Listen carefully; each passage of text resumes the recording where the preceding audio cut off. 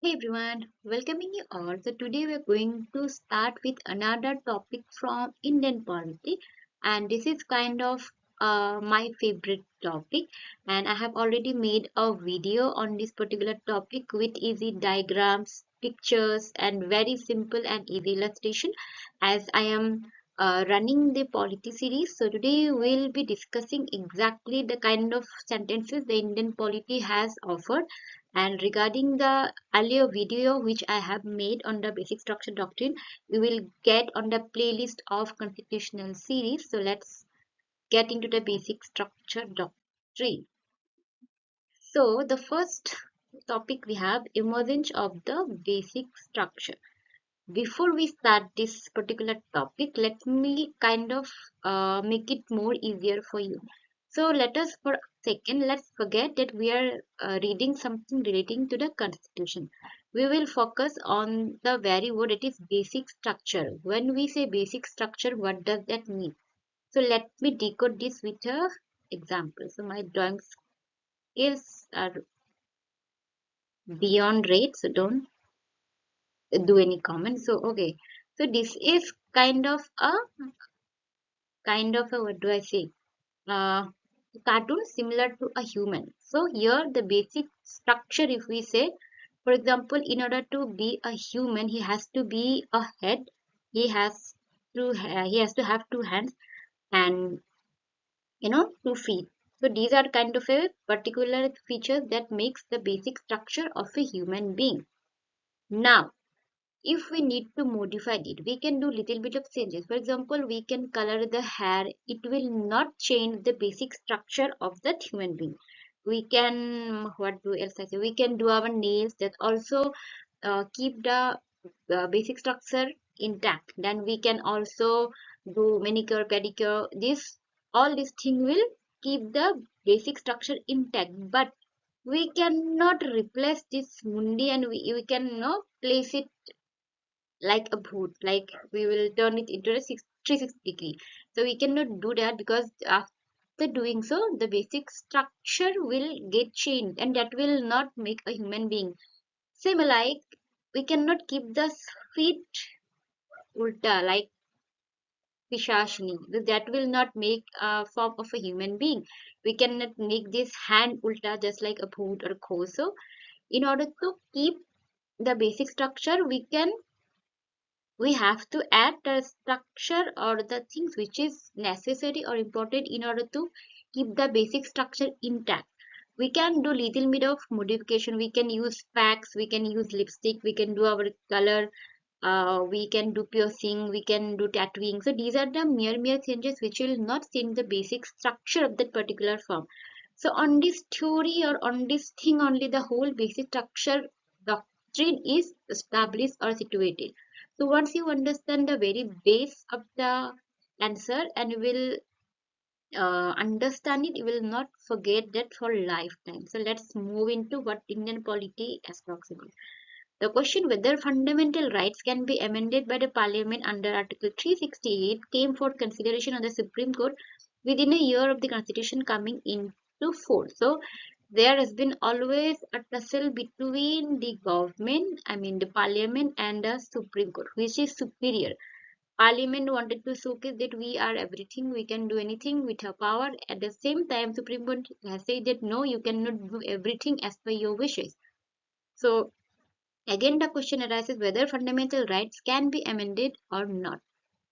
Then we have, in the Sankari Prasad case, 1951, the constitutional validity of the First Amendment Act, which curtailed the right to property, was challenged. So, in the First Amendment Act, or in this case, this topic has been challenged, that is, right to property. Earlier, right to property was under the fundamental right list. Later, it has been moved, and it is now a legal right. The Supreme Court ruled that the power of the Parliament to amend of the Constitution under Article 360 also includes the power to amend fundamental rights. The decision has been given that Parliament can amend the fundamental rights. So we have already covered Article 368, Amendment of the Constitution, in our previous videos, so I am not uh, discussing about that here, otherwise it will be more lengthier. So let's get back to this case. So in this case, it has been said that yes, Parliament can do changes curriculum and fundamental rights. Then we have the word law. Law has been described in Article 13, which I have already covered. You can go and check the Constitutional Law series. Includes only ordinary laws and not the Constitutional Amendment Act, that is CAA, Constitutional Amendment Act.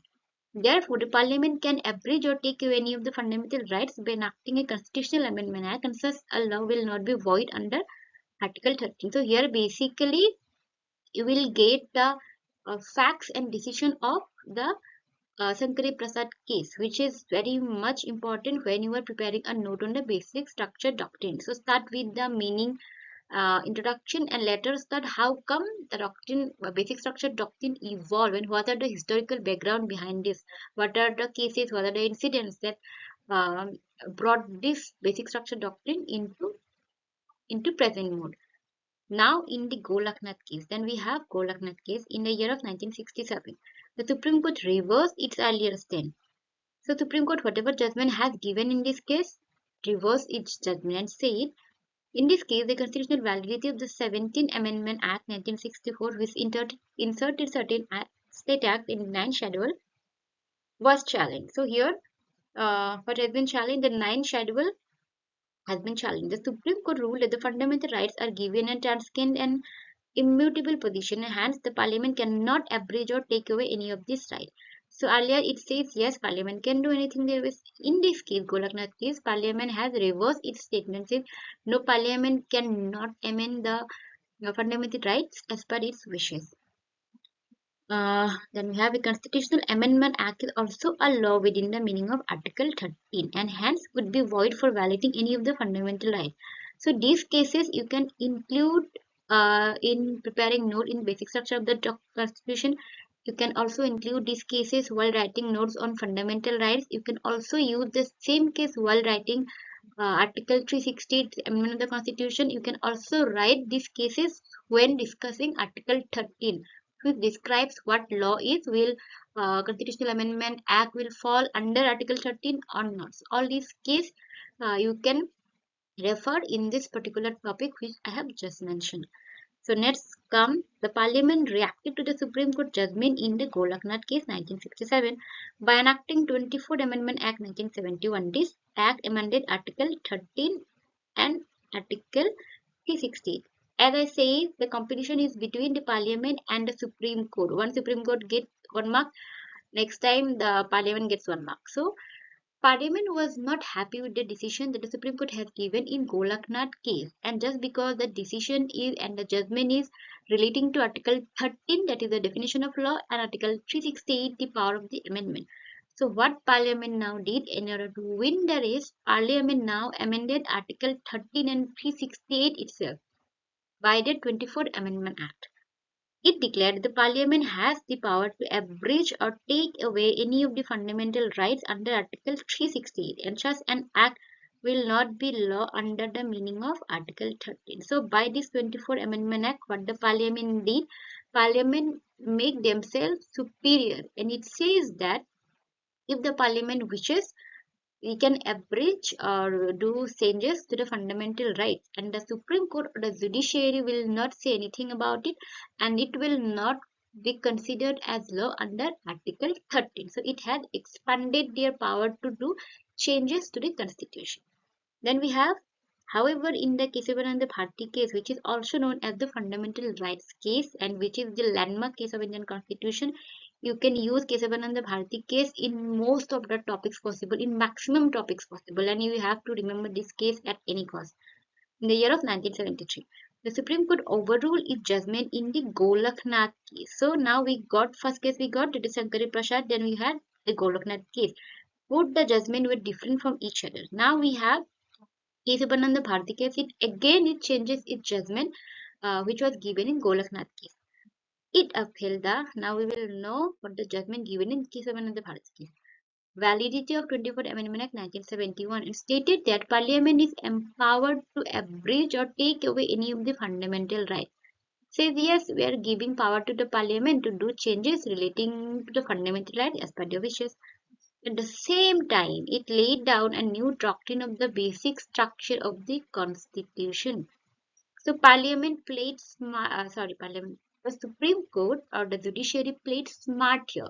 They are seeing that the parliament is not stopping and they are moving forward to expand their power. So the Supreme Court says, yes, you can do necessary changes to fundamental rights, but you cannot do changes to the basic structure doctrine. Now, the term basic structure doctrine is something new, which is not defined in the very constitution, which is defined nowhere. So, in this case, we got to see the evolution of this doctrine.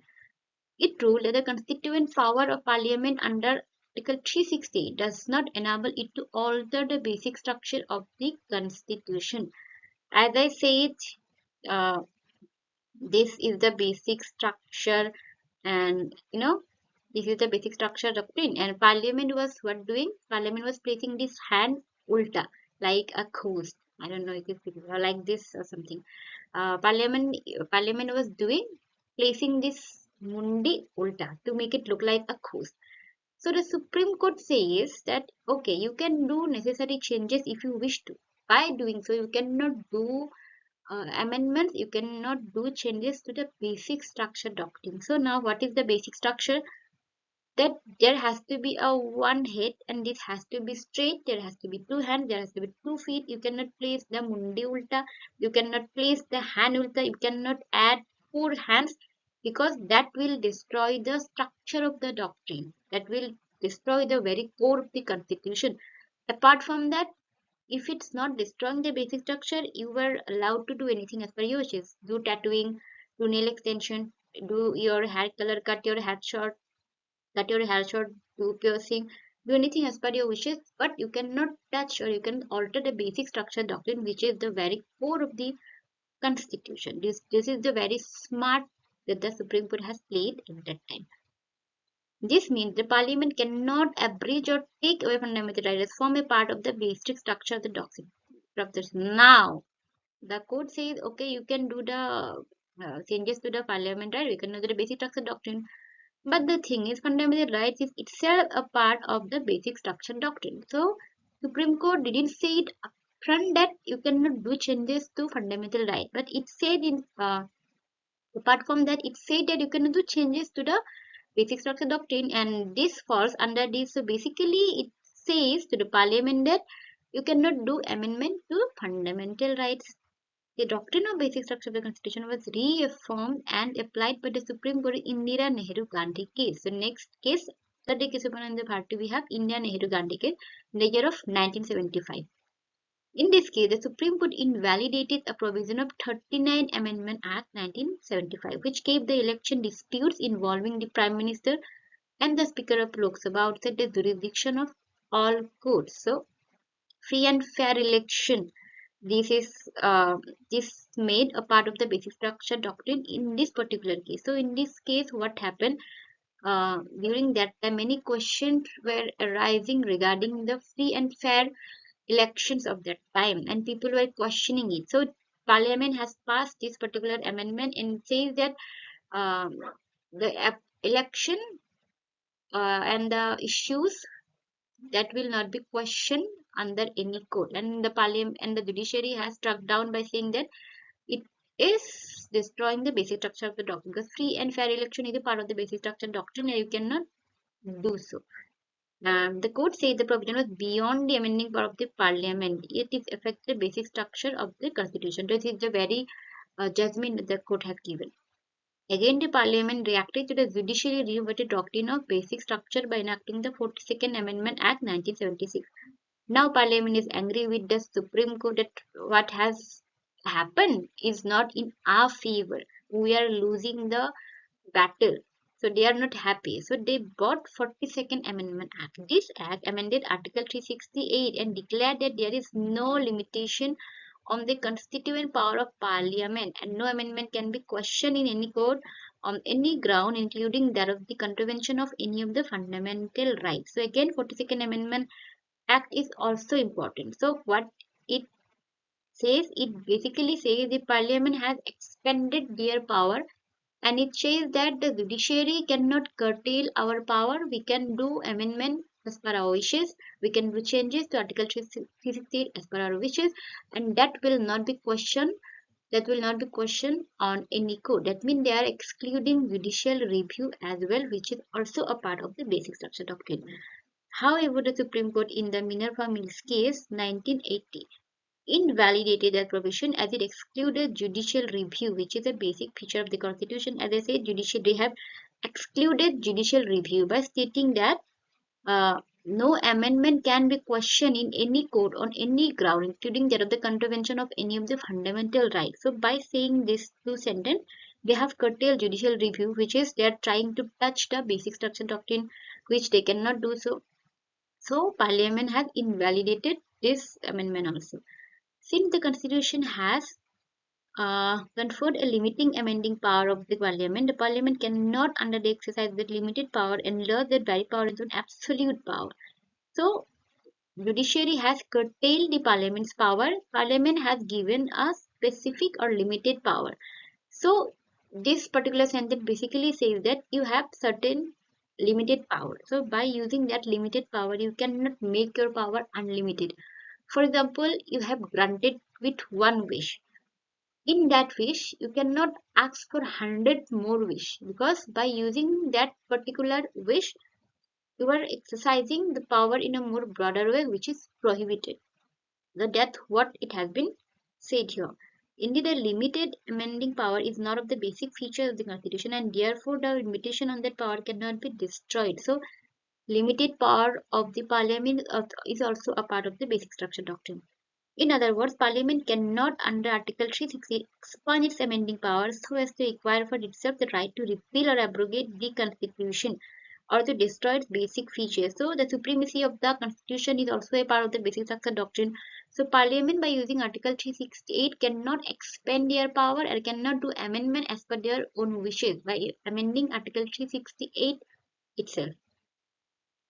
The donee of a limited power cannot, by the exercise of that power, convert the limited power into an unlimited one. So, this is a statement which you can mark and write in the beginning of the answer.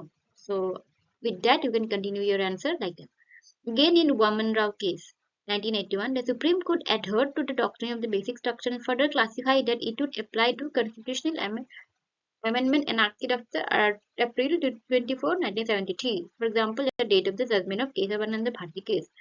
So, whatever issues were ongoing before the Kesavananda Bharati case were there. But after the Kesavananda Bharati case, if anything is touching the basic structure doctrine, that will be considered as invalidated. So, this is basically what is basic structure doctrine. Now, let us see the elements of the basic structure doctrine. The present position is that the Parliament under Article 360 can amend any part of the Constitution, including the fundamental rights, but without within the basic structure of the Constitution. However, the Supreme Court is yet to define or clarify as to what constitutes the basic structure of the Constitution. From the various judgments, the following have emerged as basic features of the Constitution or elements, the basic feature structure of the Constitution. So, as I said, supremacy of the Constitution, sovereign, democratic, republic nature of the Indian polity. This is also can be right, the nature of Indian Constitution. Secular character of the Constitution, separation of power between the legislature, executive, and the judiciary. So, all the three organs have different powers, and both are different from each other. They cannot merge, or they cannot uh, enter into each other domain and do changes as per their wishes. So, they has to be keep separated. Then we have federal character of the Constitution, unity, integrity of the nation, welfare state, judicial review, freedom and dignity of the individual. So judicial review basically doesn't have any particular article, but it resides under or within Article 13 of the Constitution. Then we have parliamentary system. So it says that parliamentary system has to be there where the houses would be there, Lok Sabha, Rajya Sabha, Speaker.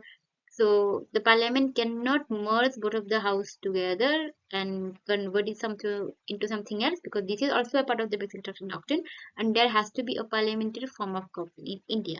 Then we have rule of law. Then we have harmony and balance between fundamental rights and directive principles. One is justiciable, the other is non-justiciable, but they both go together.